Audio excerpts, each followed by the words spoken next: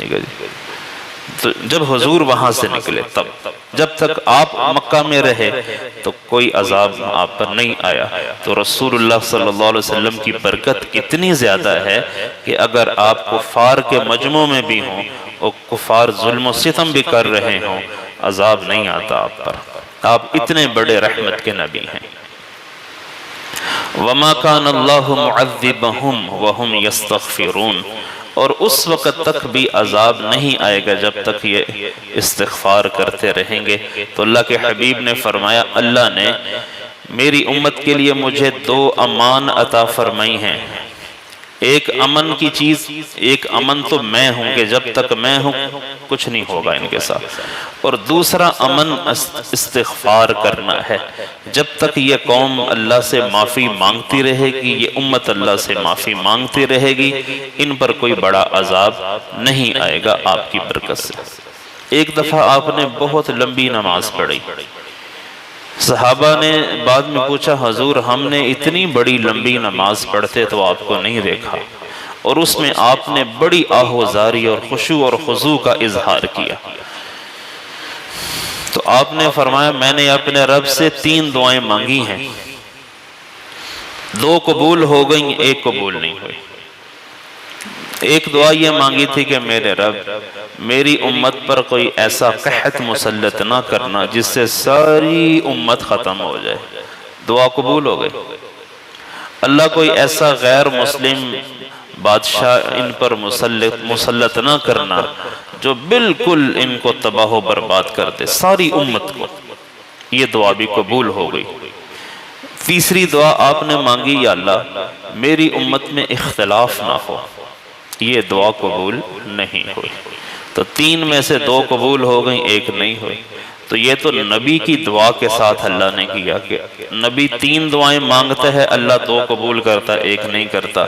تو اگر ہماری دعا کسی موقع پر کسی وقت پہ قبول نہیں ہوتی، ہم کفر کے بالکل عین قریب پہنچ جاتے ہیں. ہمارا یہ حال ہے. ہم تو اللہ کو بھی تڑیاں ہی لگاتے پھرتے ہیں، اور نبی چونکہ اللہ کو پہچانتا ہے وہ خشوع خضوع اختیار کرتا ہے. خشیت اس پر غالب ہوتی ہے کہ پتہ نہیں کیا ہوگا، پتہ نہیں کیا ہوگا. وہ اللہ کو جانتا ہے. ہم چونکہ اس ذات اقدس ذات عالی کو جانتے نہیں ہیں، اس لیے ہماری دعاؤں میں اگر تاخیر ہو قبولیت میں تو ہم تو اللہ کے گلے پڑنے کو دوڑتے ہیں. اس ہڈیاں نہیں سندا، دیکھو یار پتھر کا ہے، لوہے کا ہے، لکڑی کا ہے، وہ اللہ ہے. اللہ کو اللہ جانے. وہ پتھر کا خدا نہیں ہم مانتے، نہ لکڑی کا مانتے ہیں، نہ سونے چاندی کے کسی بت کو ہم پکار رہے ہیں. صحابہ نے ایک دفعہ بلند آواز سے اللہ کو پکارنا شروع کیا تو حضور نے منع کیا. آپ نے فرمایا تم کسی بہرے کو نہیں پکار رہے، وہ بڑا قریب ہو کے سنتا ہے. ذرا تواضع اختیار کرو اللہ کو پکارنے میں. ٹھیک ہے جی. چیخ چیخ کے اللہ کو مت پکارو، تم چیخ کے نہ پکارو اللہ کو.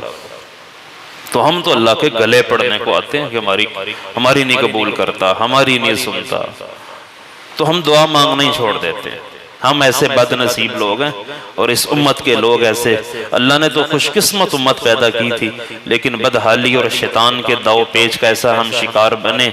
ہم کہا جی وہ نہیں سنتا ہماری، تو بدبختوں کس کی سنے گا پھر؟ وہ امت محمد کی نہ سنے گا تو پھر کس کی سنے گا؟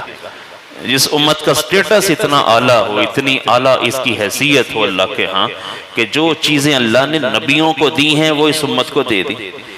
اس کا مقام کوئی جان سکتا ہے اس امت کا مقام؟ اس لیے اللہ کہتا ہے جو چیزیں انبیاء پہ فرض کی تھیں میں نے اس امت پر وہی چیزیں فرض کی.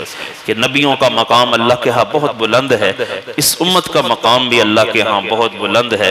جو نوافل میں نے انبیاء کو دیے تھے اس امت کو بھی میں نے وہی نوافل پڑھنے کو دیے. غسل جنابت کا انبیاء کو حکم ملا، اس امت کو بھی غسل جنابت کا حکم ہوا. وضو کا حکم پہلے انبیاء کو ہوا، اس کا بھی ہوا.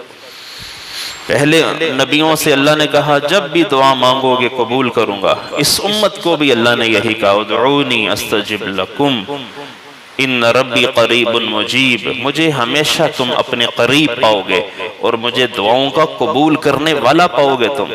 سمیع قریب کا لفظ بھی آتا ہے، میں بہت قریب ہو کے تمہاری سنتا ہوں، تم کہتے ہو وہ سنتا ہی نہیں ہے، کیسی عجیب بات ہے۔ تو بندہ بسا اوقات کفر کے قریب پہنچ جاتا ہے ایسی باتیں منہ سے نکال کر، اور بسا اوقات پھر نکاح بھی ٹوٹ چکا ہوتا ہے۔ کلمات کفر جب بندہ کہتا ہے تو بندہ نکاح ٹوٹ جاتا ہے۔ اس لیے کہتے ہیں تجدید نکاح کرتے رہا کرو۔ جس بندے کو اندیشہ ہو کہ میرے منہ سے ایسی واہی تباہی باتیں نکلتی رہتی ہیں تو اسے تجدید نکاح کرتے رہنا چاہیے، اپنے نکاح کی تجدید کرتے رہنا چاہیے۔ مولوی صاحب کو بلاؤ اور ان سے نکاح دوبارہ پڑھوا لو، جس کو یہ اندیشہ کہ میرے منہ سے کلمات کفر نکلتے رہتے ہیں۔ تو ہمیشہ لا الہ الا اللہ کا ورد کرنا چاہیے ایسے شخص کو کہ ایمان لوٹ کے واپس آ جائے، ایمان واپس آ جائے، ایمان واپس آ جائے۔ تو ہمارے نبی کریم صلی اللہ علیہ وسلم رحمت ہے۔ آپ نے فرمایا انا رحمت مہدات، میں اللہ کی وہ رحمت ہوں جو اللہ نے ساری امت کو گفٹ کی ہے۔ مہدات ہدیہ کی، میں اللہ کی ہدیہ کی ہوئی رحمت ہوں۔ ہدیہ تو فری میں مل جاتا ہے نا، ہدیہ تو فری میں ہوتا ہے۔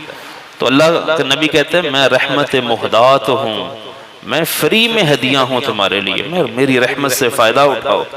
جبرائیل سے پوچھا تجھے میری رحمت سے کیا فائدہ ہوا؟ تو انہوں نے کہا یا رسول اللہ انی خشیت العاقبہ، میں ہمیشہ اپنے انجام سے ڈرتا رہتا تھا، پتہ نہیں میرے نہ کی ہونے، کیونکہ شیطان کو اتنی اس کی رسوائی اور تذلیل ہوئی، اتنی زیادہ عبادت کے باوجود بھی اسے راندہ درگاہ کر دیا گیا کہ ایک حکم نہ اس نے مانا۔ اللہ اللہ ہی ہے وہ کسی کی عبادت کو ٹھوکر مار دے، ہزاروں برس کی عبادت کو اللہ ٹھکرا دے، اللہ کے لیے کوئی نہیں، اللہ کو پوچھنے والا کوئی نہیں۔ لا يسأل عما يفعل وهم يسألون۔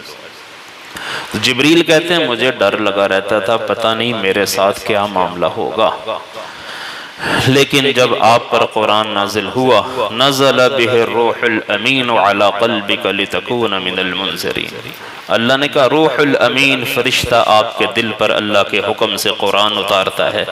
روح الامین مجھے ایماندار فرشتہ کہہ دیا، اور مطاع ثم امین مجھے مطاع کہا کہ میں بڑا فرمانبردار ہوں۔ ذی قوت عند ذی العرش مکین، تو میری تعریف اللہ کے کلام میں ذکر کی گئی جو قرآن آپ پر نازل ہوا۔ اب مجھے یہ ہے کہ میرا انجام اچھا ہی ہوگا، تو یہ حضور آپ پر آپ کی رحمت ہی کی وجہ سے تو ہے، تو آپ کی رحمت سب پر چھائی ہوئی ہے۔ مومنین پر بھی آپ کی رحمت تھی کہ آپ کے ذریعے لوگوں کو ہدایت ملی۔ منافقوں پر اللہ کے رسول کی رحمت یہ ہوئی کہ منافقوں کو قتل سے امان مل گئی۔ صحابہ نے کہا حضور آپ کو پتہ تو ہے نا یہ فلاں فلاں منافق ہے، تو آپ ان کے گردن اتارے۔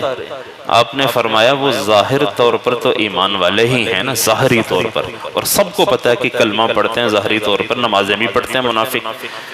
اگر میں ان کو قتل کروا دوں تو لوگ کہیں گے کہ محمد اپنے ساتھیوں کو قتل کروا دیتے ہیں۔ تو آپ کی رحمت کی وجہ سے منافقوں نے بھی حصہ اٹھایا، قتل سے بچ گئے۔ وہ الگ بات ہے کہ سخت ترین عذاب منافقوں کا ہی ہے، ان کو ہی ملے گا۔ کافروں پر آپ کی رحمت یہ ہوئی عذاب ٹلتا رہا آپ کی وجہ سے، ورنہ ظلم زیادتی آتا ہے کہ اگر نبی کا خون کا قطرہ زمین پہ گرے اس قوم پر اللہ کا عذاب حلال ہو جاتا ہے، لیکن طائف میں اتنا خون آپ کا بہا ہے، اتنا خون آپ کا بہایا گیا ہے، لیکن سخت ترین عذاب میں وہ لوگ شکار نہیں ہوئے کہ پیچھے رسول اللہ کی رحمت بہت بڑی ہے۔ جہاں جہاں تک رب العالمین کے ربوبیت ہے کہ وہ کہتا ہے انا رب العالمین، میں سارے جہانوں کا رب، اسی طرح اللہ نے کہا وَمَا أَرْسَلْنَاكَ إِلَّا رَحْمَةً لِلْعَالَمِينَ، میں نے آپ کو سارے جہان والوں کے لیے رحمت بنا کے ہی بھیجا ہے۔ تو جہاں جہاں اللہ کی ربوبیت ہے وہاں وہاں اللہ کے رسول کی رحمت ہے۔